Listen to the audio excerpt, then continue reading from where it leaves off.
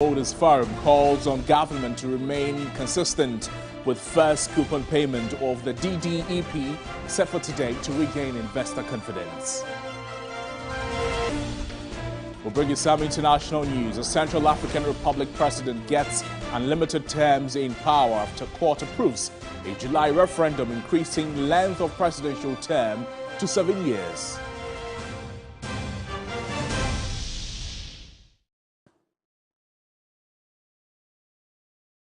We have details of these stories and a lot more coming to you in the next 60 minutes. If you stay with us, reminder that we're live also on all our social media platforms at TV3 Ghana Plus on DSTV channel 279. We're beginning the afternoon from the Labour front as the Ministry of Employment and Labour Relations is in a crunch meeting with striking leadership of SETAG and the National Labour Commission. The meeting is seeking to compel the aggrieved members to call off their strike and decide on payment schedule for them. Meanwhile, government has directed the Controller and Accountant General to suspend the payment of August salaries to striking members of SETAG. Joining us is our Labour Affairs correspondent, Daniel Opoku, for some more insight on the meeting. Daniel, good afternoon to you. Thank you so much for joining us. Has the meeting started, and what have you gathered so far?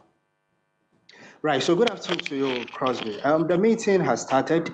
Started around 10 a.m. this morning. Ideally, would have expected the leadership of SETAG to be part of the meeting. But unfortunately, SETAG is not part of the meeting. And what we have gathered from the offices of the National Labour Commission is that they invited SETAG, but unfortunately, SETAG could not turn up. And also, I was able to establish contact with the national leadership of SETAG. They are basically based in Kumasi.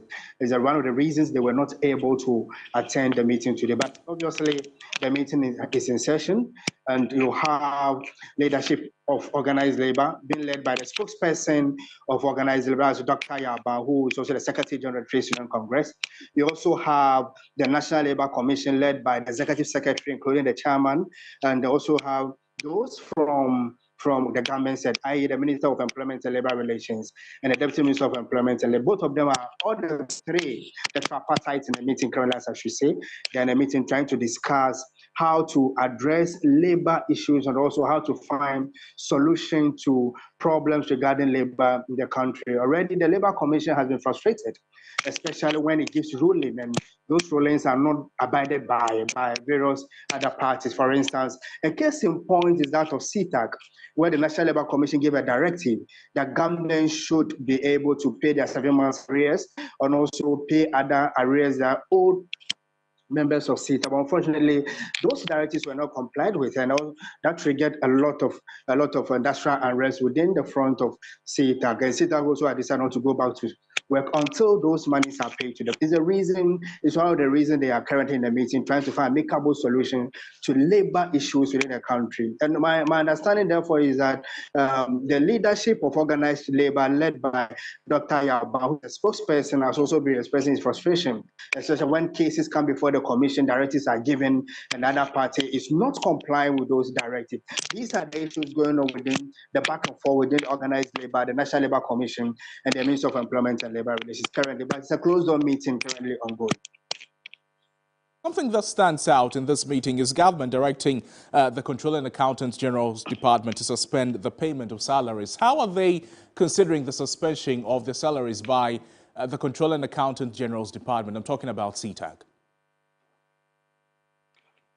Right, so when we look at this particular directive, consistently, it has been on the front burner of the National Labour Commission, where the position of the law actually allows the need for government to ask a feuding party or ask a labor union or worker group which refuse to go back to work to suspend their salaries. And if you could recall, the National Labour Commission has been making that call since last week, that in case another group fails to go to work, their salaries should be suspended. But here is a case where the Labour Commission gave a directive that government should pay some monies to aggrieved members of SETAG. And unfortunately, that directive was not complied with. But in the case of SETAG, they they said if the monies do not hit our account, then clearly we are not going back to work. It's the reason government has suspended their strike. I happen to have cited the letter written to controller where asking controller to suspend their salaries. The second part or the second leg of the letter is basically talking about in case there are arrears pre-August, those arrears or allowances should be paid to the leadership of CTAG. But within August, then those salaries and allowances should be suspended. What the Labour Commission actually is one of the institutions which is pushing for that. But for government to implement that, that is the commission, and that has become a major big blow to the leadership of CTAG, who are, I'm told that in Kumasi they had a press conference where they were talking about it. And hopefully they are supposed to appear before the commission next week. That's 30th of August. And some of these issues will be playing out when they appear before the commission. Daniel, briefly before you take leave of us, let's talk about the posturings of these various groups. And from where you sit and the information you've gathered, do you think that there could be a resolution anytime soon? There should be a resolution anytime soon, because the more the Labour Commission delays, or the more the key stakeholders delay, that is when we have the industrial front clearly being disturbed. Already, Labour has not been too happy since last week, where they have been in series of meetings with the National Labour Commission trying to express their frustration with the cases that come before the commission. Also, the commission also expressing their frustration when Labour unions do not comply with their directive. When we look at their position, it's a bit some kind of not too happy, unless the Ministry of Employment and Labour Relations, which is a key and a strategic ministry within the whole employment setup, is able to roll out a proper procedure where various parties that appear before the commission will be able to comply with the directive of the National Labour Commission without the commission necessarily going to court to enforce its ruling. Daniel, so basically, we are just hoping that by the close of this meeting, they should be able to roll something better. Daniel Opoku is our Labour correspondent there. From Kumasi, the Colleges of Education Teachers Association of Ghana, they are not perturbed about the decision by the Ministry of Education to freeze members' salary, provided its demands are met. President of CTAG, Prince Obinghema, noted members' inability to honor the Education Minister's invitation on Monday, August 21, was not deliberate.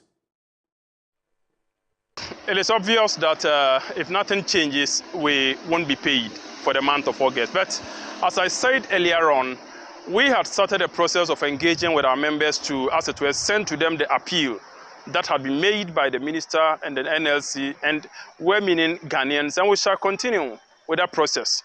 Salary freeze or no salary freeze, at the end of the day, people think like for the love of teacher education, for the love of the calendar, for the love of the investment we are all making in there, we need to go back to work. We would do so. Yeah, I think it's important to say that we have seen the validation for the arrears from January to date, that is excluding this particular month. And it's a step towards compliance with the order. So these are all things we are using to, as it were, talk to our members to consider the appeal of the minister as well as the appeal of the National Labour Commission and make the best out of it.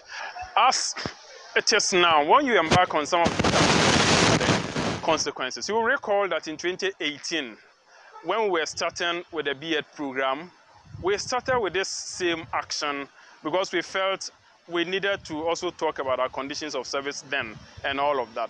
Our salary got frozen under Honorable Napo, and eventually we got what we wanted, and we talked about those things. CTAG will not do anything to, as it were, disrespect its high office or that of the ministry. It's not about we people wanting to run down the system, but it's we people asking for fairness and equity. That has been the issue. Stay with us here in the subsequent bulletins on TV3, and we'll bring you more on the happenings on the Labour front. To some other subjects this afternoon, the Bank of Ghana headquarters. We know that the governor of the Bank of Ghana, Dr. Ernest Dadda has been explaining the details surrounding the building of a new head office, and you see that shortly on your screen. Amongst the things that the Bank of Ghana's governor said is his explanation saying that the land was acquired through an executive instrument and SIC was duly compensated. Now, he goes ahead to say that this building is not just an ordinary building, seeking to add that this building will have some key installations. We're talking about vaults, currency processing facilities, and a lot more. There's also the concern that was raised by some members of the minority, particularly for Mahama Yariga and Okudzeto Ablakwa. The Bank of Ghana governor is saying that no procurement laws were broken, and that was alleged by the members of the minority, that the tendering process was fraught with some irregularities, the procurement process was fraught with some irregularities. But the Bank of Ghana governor says that is not true.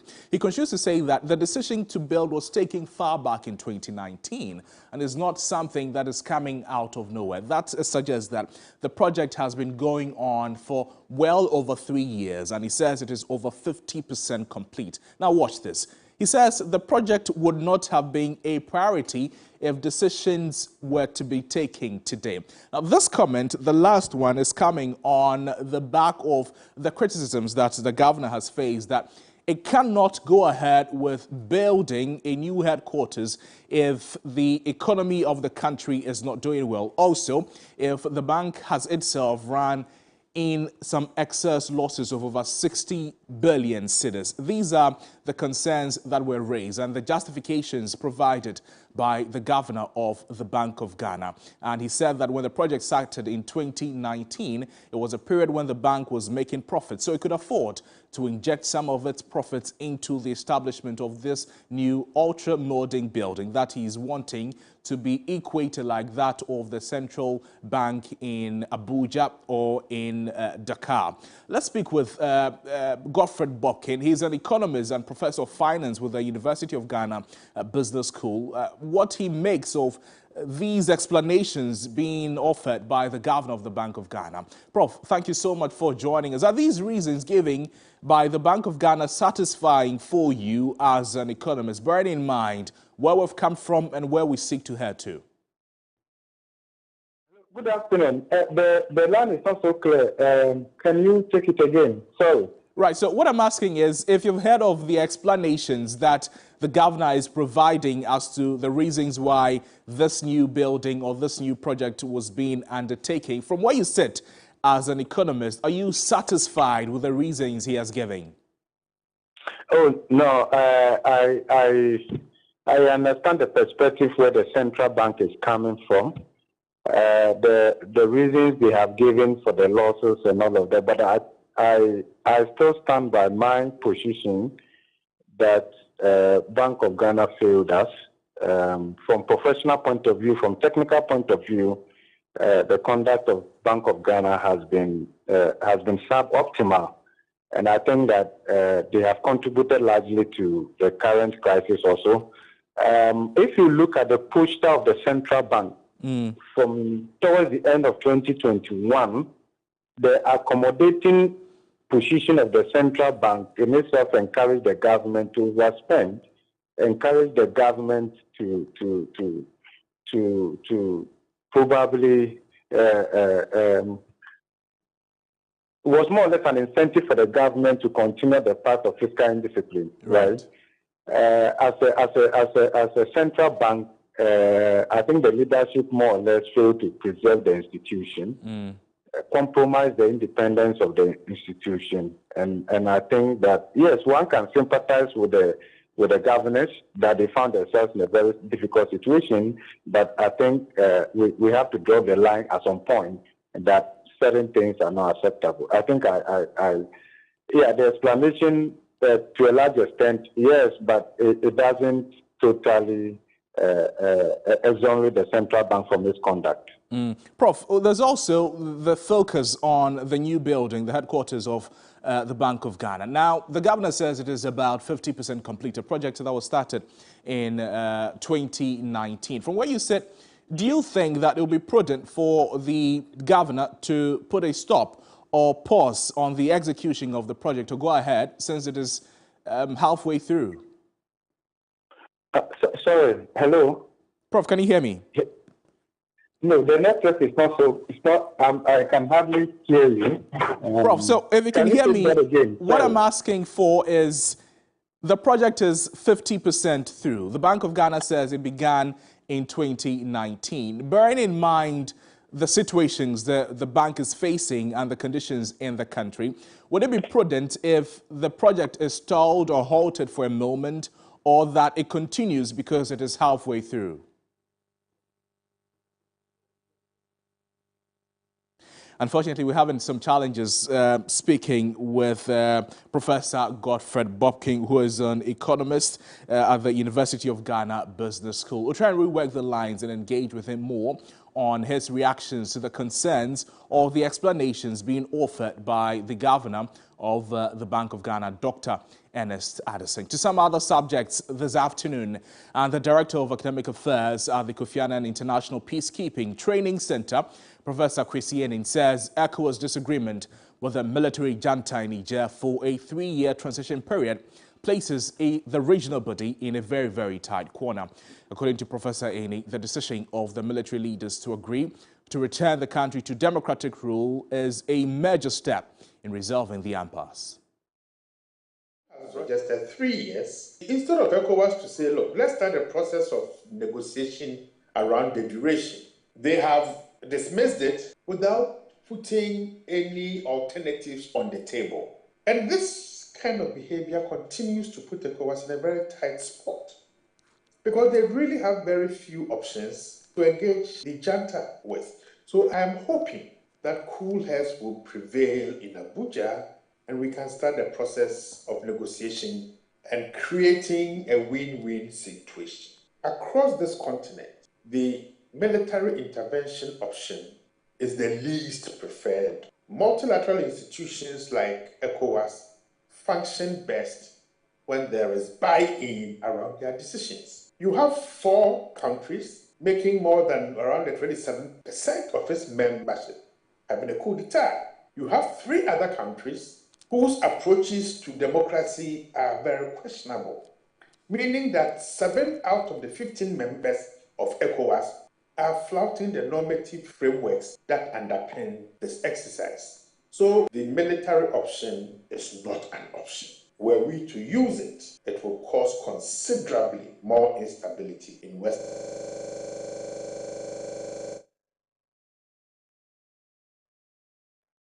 That is not the essence of a negotiated process.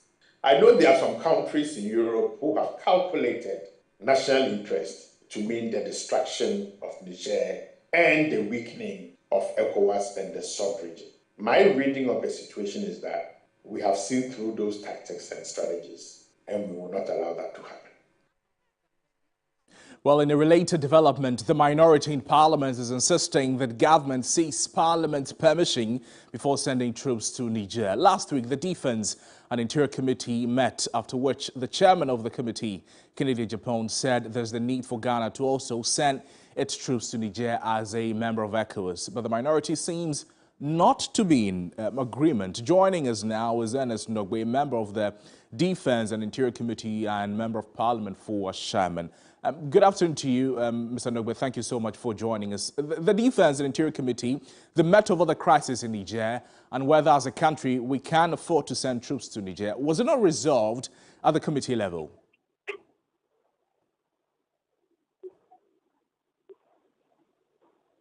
Mr. Nogbe, can you hear me? We're trying to speak with Ernest Nogbe, who is a member of the Defense and Interior Committee in Parliament. Mr. Nogbe, can you hear me? Good afternoon to you. Hello, good afternoon, and good afternoon to your viewers and listeners as well. Right. So what I'd like to find out from you is, we know that the Interior Committee met over the crisis in Niger and whether as a country we can afford to send troops to Niger. The question is, was this not resolved at the committee level? Hello, please come again. The line is very faint. So what I'm asking is, the meeting that the Defense and Interior Committee held in Parliament over last week concerning the happenings in Niger on whether or not Ghana can afford to send resources to Niger. What was the outcome of that meeting? Well, thank you very much. If I should hear you very well, you are trying to elicit the reason why minority is still seeking for parliamentary approval before the military deployment, if I should get you right. In essence, yes. Yes. So thank you very much. Yeah, we are still insisting on that in the sense that, you know, some years back when under the John Mahama administration, we deployed military to Gambia, and this very government was up in arms. It's just a clear convention and practices, best practices, that if you want to deploy military or if you want to wage a war against any other country, you need to seek parliamentary approval. Because be it as it may, no matter the situation, the soldiers that are going to Gambia will not be going on their own accord. They may need finances from the country. And when that time comes, you are coming to Parliament for financial approval. And so for the mere fact that you will come to Parliament for financial approval before you allocate funds for these military guys or for the operation, there's also a need for Parliament to be in the know or to approve of it, to see our budget, to see whether we'll be able to do it before you have to take on that adventure. And so basically, we are saying that yes, we are the people's representatives, and the government will have to come to Parliament for us to approve of the military invasion before they deploy. And this that is me. You can see all over, TUC, even the Muslim leaders, everybody is saying that there's no need for us to go to Niger. But still the government is insisting to go. And so the best thing they have to do is to come to the people's representatives so that they seek approval before they deploy. So when you engage with the Commissioner of ECOWAS on peace and security, he mentions that the date has been set already. And at the moment, Parliament is currently on recess. Will you compel the Speaker to recall the House for this exercise? Yes, as we are on recess, we can be recalled at any given point in time. And so it goes on the Speaker and then the leaders to do the needful. Yes, calling us back to Parliament this may not be the first or the last. It may always happen. It will always happen. And so the Speaker will have to do the needful. That is if the government is interested in seeking parliamentary approval. But if the government is not interested in seeking parliamentary approval, then there's not much you can do, is there? Hello? So what I'm asking is, based on your last comment, that if the government is interested in seeking parliamentary approval, then it means Parliament will have to be recalled. What I'm asking is, if the government is not interested or does not think it is required to seek parliamentary approval before sending troops to Niger, then there's not much Parliament can do. Unfortunately, we're having some challenges having a smooth conversation with NX Nogbe, who is a member of the Defense and Interior Committee in Parliament. We'll bring you details of that conversation in the subsequent bulletins.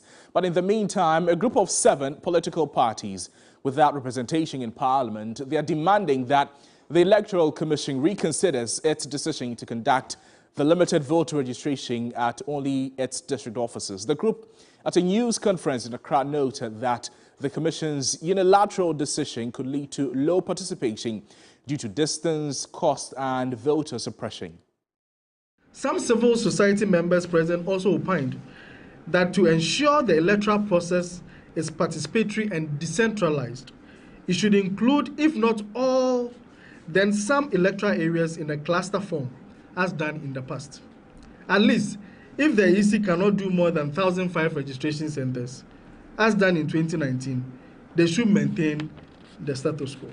The Electoral Commissioners informed us that they have taken our concerns and will get back to us, a phrase we were well accustomed to, and so pushed further for timelines, and they indicated by close of day Monday. Most of us present were therefore taken aback when we only heard that the Electoral Commission has set a date for the registration exercise and will use only their district offices as registration centers. We want to inform the general public that as political actors, we will continue to engage the EC to ensure they adopt a process that will be less burdensome and more convenient to ensure full participation and high success rate of the registration exercise. In any case, Regulation 2, subsection 2 of the Public Elections Regulations 2016, which is CI 91, as amended, on registration center states that in designating a place as a registration center, the Commission shall take into consideration A, the suitability of the place for use as a polling station on election day, and 2, which is more importantly, the accessibility of the place to prospective applicants for registration. Furthermore, Article 42 of the 1992 Constitution of Ghana also states that every citizen of Ghana of 18 years of age or above and of sound mind has the right to vote and is entitled to be registered as a voter for the purposes of public elections and referenda. We also want to publicly call on the Electoral Commission to rescind their decision and make the process more accessible and painless to enable the average Ghanaian who is eligible to exercise their right and entitlement to be registered as a voter.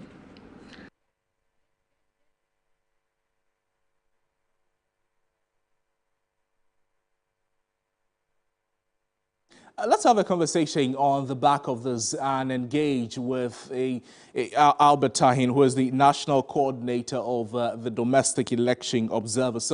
For some reactions to the concerns being raised by the political parties without representations in Parliament and the relationship with the happenings at IPAC. Mr. Tahin, thank you so much for joining us on the program. For so many a time, political parties, they have complained bitterly about the relationship between the Electoral Commission and themselves, as well as some other stakeholders. Is this something that these political parties should learn to deal with, or you think there's light at the end of the tunnel?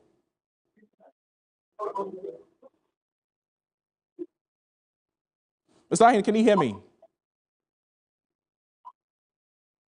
We're trying to reconnect the lines to speak with Albert Tahin, who is the National Coordinator of the Coalition of Domestic Election Observers, CODEO. This is coming on the back of the concerns raised by the political parties without representation in Parliament. Mr. Tahin, if you can hear me, what I'm asking for is, should these political parties learn to deal with the constant disagreements that will happen between themselves and the Electoral Commission, or there's a way to resolve it?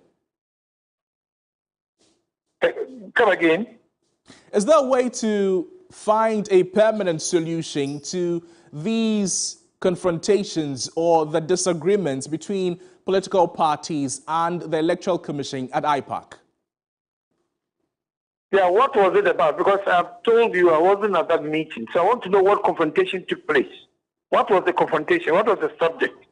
Right, so Mr. Tahin, this is in relation to some political parties, about 7 of them, who held a press conference saying that IPAC, a meeting that was held at IPAC concerning the voter registration exercise, as the Electoral Commission is proposing that it be held at the various districts, was not the agreement that these political parties arrived. And in effect, the Electoral Commission acted in bad faith by coming out with a date when the political parties have not agreed on. My question is there a way to fine-tune the relationship between IPAC and the political parties, or the political parties should learn to deal with these disagreements that will constantly happen between themselves and the EC? It's really difficult hearing you, but if I got you right, you are trying to say that with regards to the registration exercise, right, the EC didn't consult the parties for arriving at certain decisions. Is that what you're saying? That's right. Well, okay. Normally, they discuss these things with the political parties at the IPAC level. At the IPAC level. So, if, for example, they are saying that they didn't consult them, maybe I'll give them the benefit of that doubt. But like I was saying, I think somewhere yesterday, I'm sure they were not happy about the fact that the registration exercise is going to take place at only the district centers. And I believe that is the bone of contention, right? Right. If that is a bone of contention, I was saying that, and I think I would believe that the EC, even though they are saying it is going to be at the district center, there are going to be cases where, for example, the EC might move a registration to certain places that are difficult to reach. And let me give you an example. If you go to the front place, you'll find a place called Ntenaboma. There's another place called Draft Island. I don't think the EC will ask people from Ntenaboma and Draft Island to come to Donkokum to cast their ballots. So I believe that the solution is that they should sit down with the EC and discuss where it is going to be difficult for people to move to the district capital. They can create some centers so the people can always go there to register. Mr. Ahin, that is what I know, I'm sure will be happening. Right. Briefly, before you take leave of us, there's also the call by these political parties that IPAC be legislated to ensure some levels of compliance on the part of the EC concerning deliberations that are held at IPAC.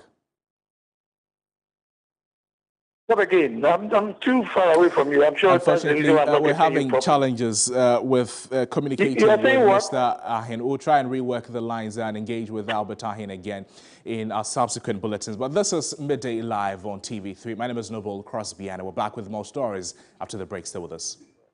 In any case,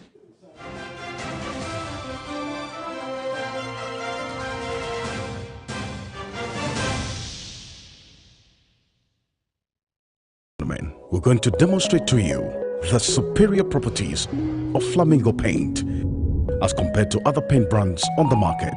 We take equal quantities of Flamingo paint and this ordinary paint. We then dilute them with water. And now, let the test begin. The gentleman on the left is going to apply the ordinary paint, and the gentleman on my right will use the Flamingo superior paint. As you can clearly see, Flamingo has the obvious better hiding. Furthermore, Flamingo has painted a much larger area. You know, one bucket of Flamingo paint is equal to several buckets of any other paint brand on the market. Flamingo paint is made with superior formulation to give superior durability, superior hiding, superior coverage. Flamingo paint, simply superior. Pepsodent is aware that globally, 1 in 2 children suffer from cavities. That's why by giving her Pepsodent, you're not only protecting her teeth, but also helping her grow up and thrive at every stage of her life with a healthy and confident smile, so she can succeed and achieve all of her dreams. Because every smile matters.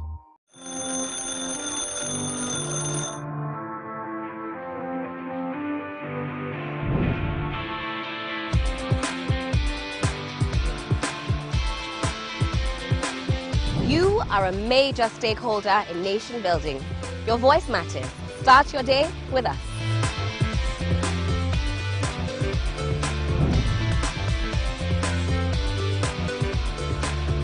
We simplify the conversations, break down the jargons and technicalities. We keep you well informed throughout the week. Start your day with us. We give the leaders the mandate to govern our affairs. We have a responsibility to hold them to account. It begins here. Start your day with us.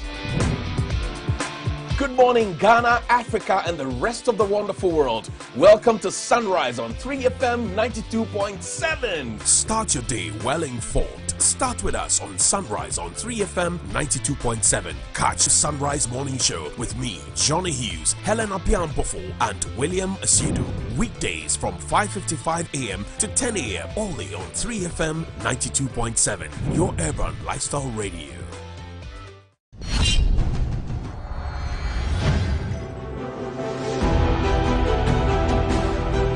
The age-old rivalry that senior high schools engage in is still present within alumni.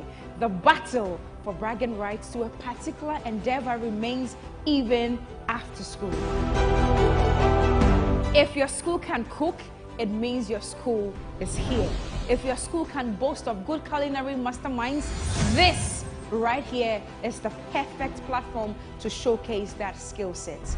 Alumni have met and they have chosen representatives to take up the task of preparing extraordinary dishes to bring victory to their respective schools.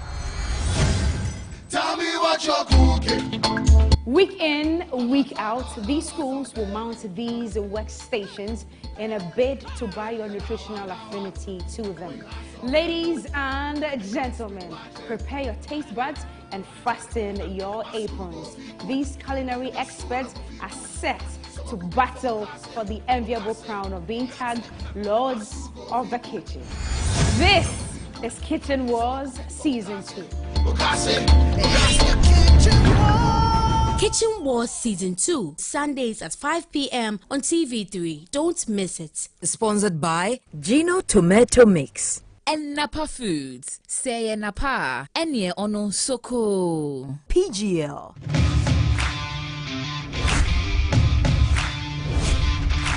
All sporting disciplines matter on Warm Up Plus. Warm Up Plus, the most exciting hour on TV. So join the conversation and get updated. Get sports news, visit exciting places, and be in the know on Warm Up Plus. Let's go, Diana.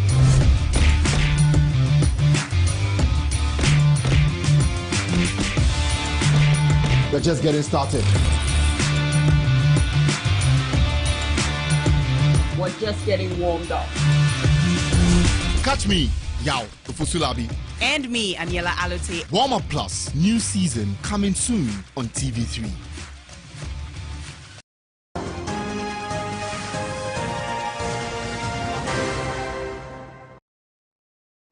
Let's join Menua for some business news. Menua, over to you. Thank you very much, Cosby. Welcome to the business segment with me, Benua Fo. In our first story, Pensioner Bondholders Forum has called on government to remain consistent with matured bonds and coupon payments as they fall due. Convener of the group, Dr. Edouanani Entry, says government has been consistent with coupon payments for some time and urged it continues to restore investor confidence. Government, through the Ministry of Finance, has issued instructions for the settlement of 2.4 billion cedis first coupon payments of DDP, which is due today. Definitely there's one coming for September.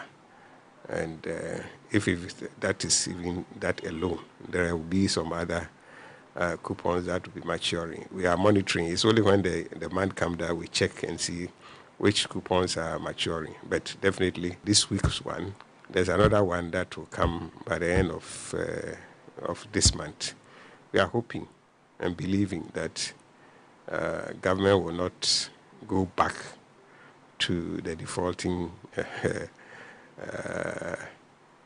times again, and that everything will be paid, so that we don't go and do this picketing, which was not what we wanted to do, but we were forced to do.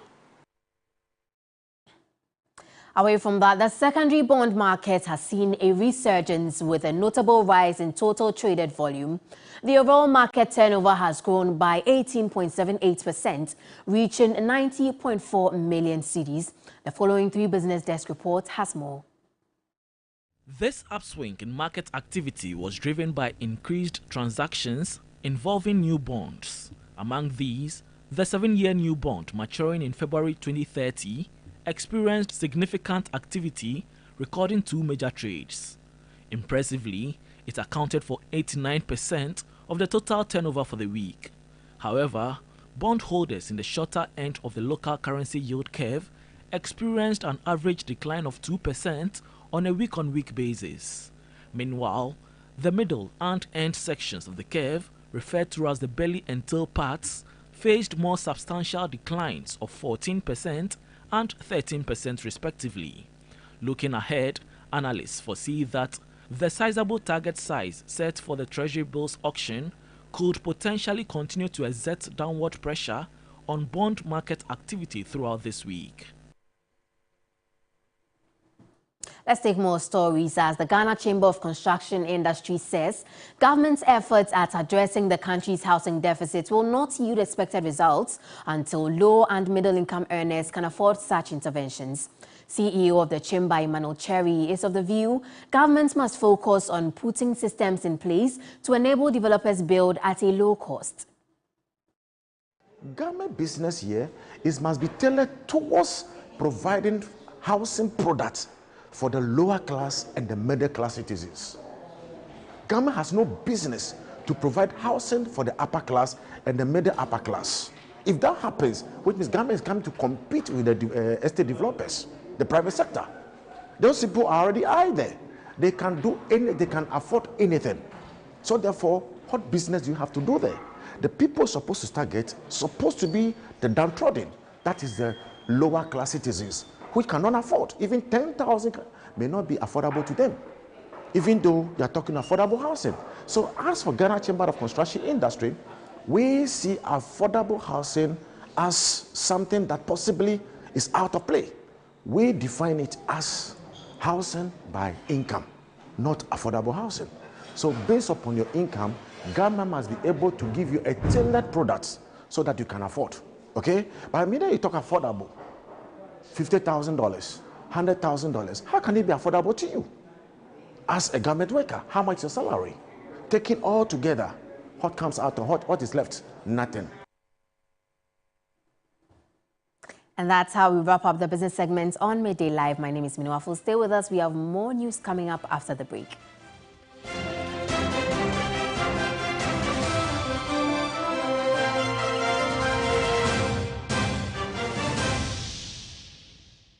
Ready to win solid cash every day with Cash Out? Be a proud winner of lots of cash simply by watching or listening to any of Media General stations. That's right, you are being rewarded for your loyalty. Tune in to all Media General brands. TV3, 3FM 92.7, Onuya TV, Onuya FM 95.1, all in Accra, Akuma FM 87.9 in Kumasi, and Connect FM 97.1 in Takoradi. To enter the Cash Out raffle on your favorite Media General station, just dial *439#. Follow the prompt and pick your favorite platform to enter. Voila! You are now eligible to become one of the 10 lucky winners of a cool cash prize. Remember, this is every day, all day on your favorite Media General station. Cash out and win big! This is in partnership with Radio Entertainment Limited. This promo is regulated by the National Lottery Authority on the Caritas Lottery platform. Terms and conditions apply. When the sun rises, there is hope.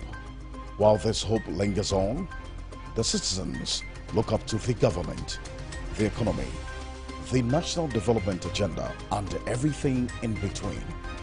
On Ghana Tonight, it's our utmost priority to bring you insightful conversations on the economy, break down the biggest issues while setting the agenda for transformation and national development. The big and important stories are treated from the human interest angle, while the facts and the figures are painted with precision. So now, let's cut the convention and start the conversation here on Ghana Tonight. I am your host, Alfred Okamse. Ghana Tonight shows Monday to Friday at 10 p.m. on TV3. Brought to you by Flamingo Paint. Superior durability, superior hiding, place superior. A surgery. Can I have a selfie? Thank you so much. So I was holding the scalpel. My hands were trembling. Excuse me, ma'am. Can I have your autograph, please? Sorry, sir. Yes, go on. Well, then, as soon as the senior surgeon entered the OT, Yes, Dr. Matur. I'll be there in 30 minutes. It's an important surgery. Rain check? Sure. They are in love, but will they be able to adjust? Eternal Love shows Tuesdays to Fridays at 6 p.m. only on TV3. Brought to you by Out Multipurpose Insecticide Spray and Quell. Hey! What do you do with 2,000. Okay. Here to Win game show is exactly what you need.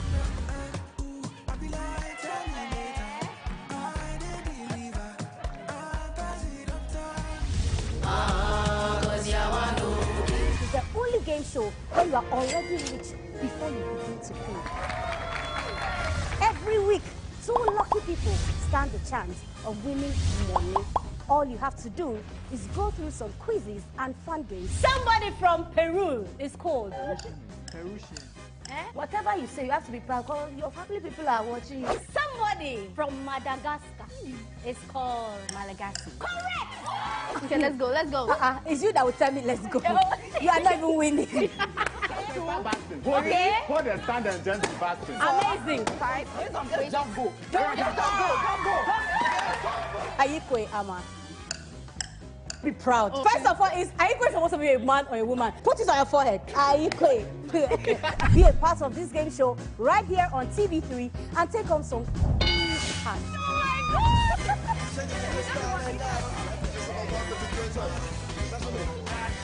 Come join us on Here to Win game show where you win it all. Hey, yeah, mama. Hey, mama. Hey, yeah, mama. Hey, mama. Here to Win. Here to Win shows Saturdays at 8 p.m. on TV3. Brought to you by Kill It Insecticide Spray. Show no, aye manya to say so manya, and aye chaka to say chakademos. Utoka be belonche and Delay. Nani nyaya for fame. No. Seriously? I be singing no cre because almost all brofo nye prempe brofo. Brofo and this cabana meka. Anya brofo who be as an America. It's all called public. Restroom. Who used to male and female ladies. And don't you think we are violating Emma because you have a male sex organ but you are using the ladies? Oh, tell me I'm from it. What a wife you know a putoy and you need delay a putoy. Assassin. The Delay Show now shows on Sundays at 6 p.m. on TV3. Brought to you by Vodafone, Safari Tissues, Pepsodent, Yas Sanitary Pad, Delay Foods, Tabia Takum, Greatfield Ventures, Alisa Hotel.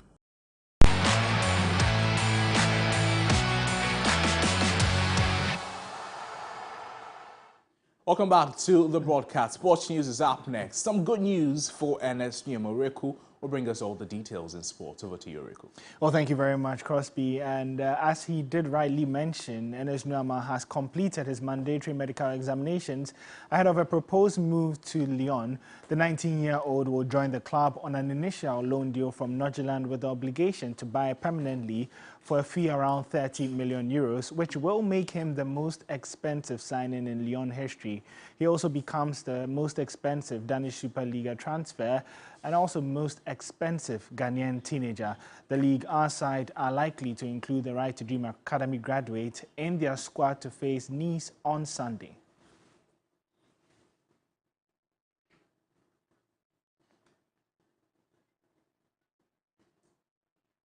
To the Premier League now, where a penalty from captain Martin Odegaard gave 10-man Arsenal a win over Crystal Palace on Monday night. Arsenal joined Brighton and Manchester City on 6 points. Win at Sheffield United.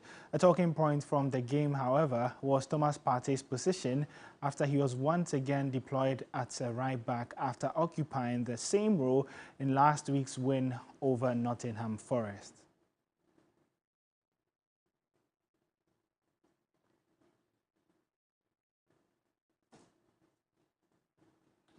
To women's football, where Spain has begun its Women's World Cup title celebrations at home, with Olga Carmona joining her teammates despite her father's death right before the final.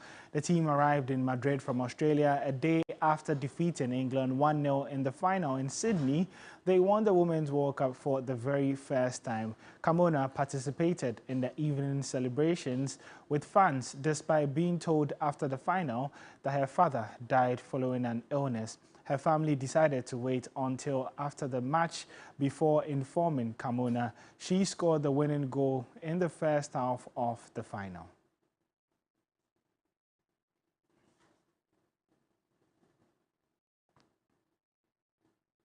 To some athletics, where Sha'Carri Richardson is the women's 100-meter world champion after beating Africa's Marie-Josée Tallou, who could only manage 4th place. The American ran a championship record of 10.65 seconds in the final at the track and field, taking a 0.02 seconds off her previous best set by Shirley Ann Fraser-Pryce last year.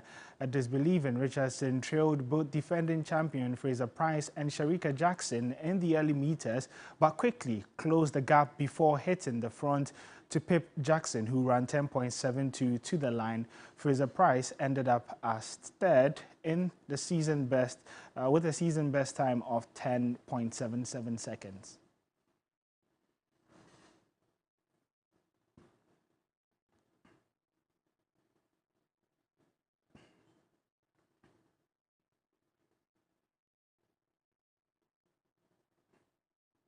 We still stay on athletics, where Sha'Carri Richardson had warned her 100-meter rivals all season, but the world's greatest sprinters were helpless to prevent the crowning of a new star in Budapest. My journey, as me and my coach has discussed, I'm honored, I'm blessed, had great competition, poured out the best in myself, and just honored to leave with the gold medal. I would say never give up, never allow media, never allow outsiders, never allow anything but yourself and your fate to define who you are. I would say always fight, no matter what, fight. Champion was stunned. Richardson needed a better start than she got in the semis, and she came through in fine style, and maybe, just maybe, Ivorian Marie-Josée Tallou missed out on a medal in the women's 100-meter final, finishing 4th. The 34-year-old has had a sensational season coming into the championship as the 3rd fastest in the world this year. Shirley Ann Fraser-Pryce explains how she felt watching Africa's Tallou weeping after not picking a medal for a 3rd consecutive championship. For me, it really hurts, because I know she's my friend. I know the work, and to be consistently denied of a medal is hard and it's heartbreaking. And I really hope that she continues to fight, and I really hope her moment comes. Year that I wanted in terms of, starting and injuries, but I think champions show up no matter what, and get to the line and just prove to yourself that sometimes it's not how it seems. You don't have to always know the answer. Well, that's how we'll be wrapping up the sports segment here on Midday Live. You can get some more sports stories on our social media handles at 3SportsGH. My name is Oreko Ampofo.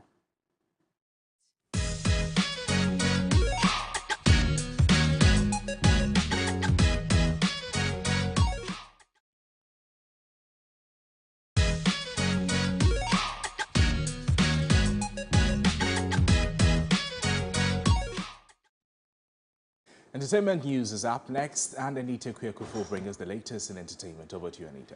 Thank you, Crosby. And Tamale Senior High School was on top of their game as they secured a golden ticket for the next stage of the country's biggest cooking competition, and that is Kitchen Wars. They are on top of Group D with 285 points, and here are some highlights if you missed the live show over the weekend. The aroma of excitement fills the air. Prestigious alumni of senior high schools have gathered here today, and all they want is one thing. That is the golden ticket to the next stage of this competition.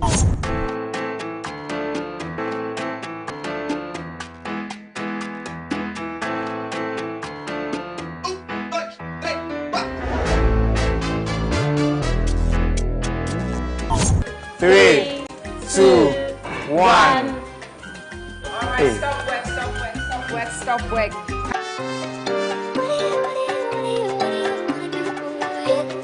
So with the appearance, the whole garnishing doesn't work for me. And as I said with the sauce, normally we use the sauce boats for the sauces, so you don't put everything in one plate. Okay. And the chicken looks bent. It looks very, very bent. It's bitter. 274 and 285. So I'll just go straight and shoot for the school that comes in first today. One more time. With 285 points.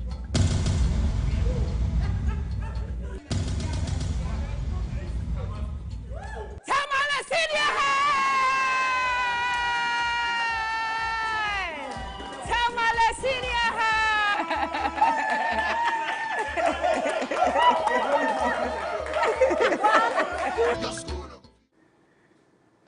And it keeps getting better on Kitchen Wars. But still in entertainment, the Okuape Hene Osiadia Kwesi Ekufu III has assured revelers who will be coming for this year's Odra Festival of their safety throughout the festivities. He added that this year's festival is seeking to promote ecotourism on the Okuapem land.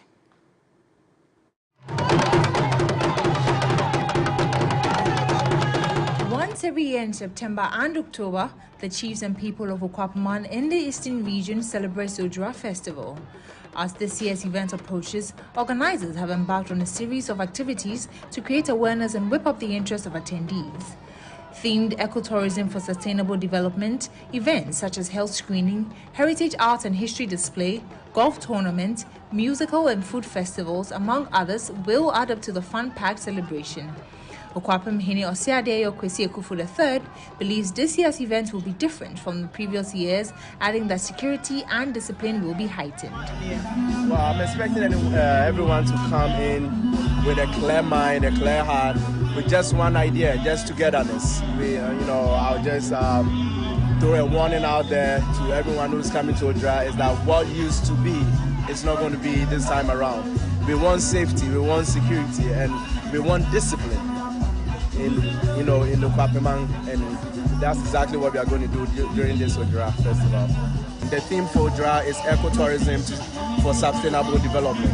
And as we can see, we are sitting around trees and whatnot. We are trying to promote the tourism, the ecotourism here in the Okuapem, and I believe that the whole Ghana is going to benefit from it.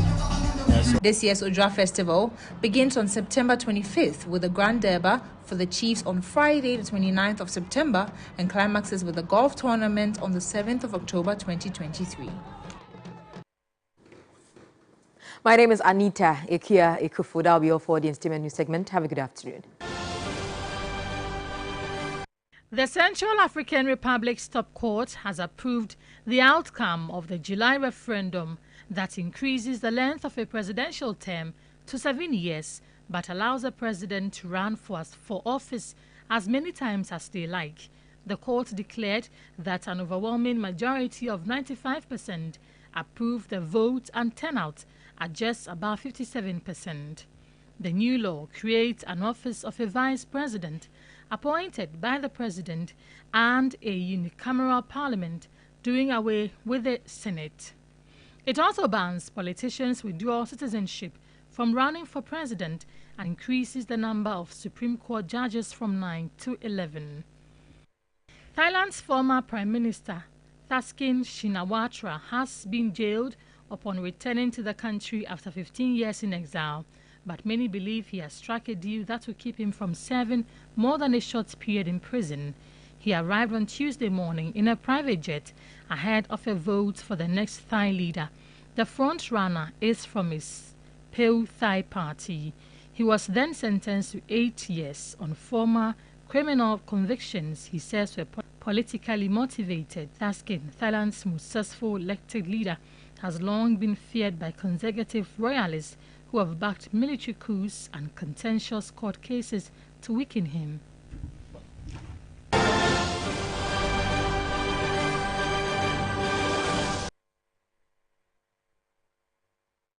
Well, that's how we draw the curtains on Midday Live this afternoon from our News Hub studios here at Adisawe Kanda in Accra. My name is Noble Crosby, and thank you so much for watching the bulletin. We'll see you again some other time. Good afternoon.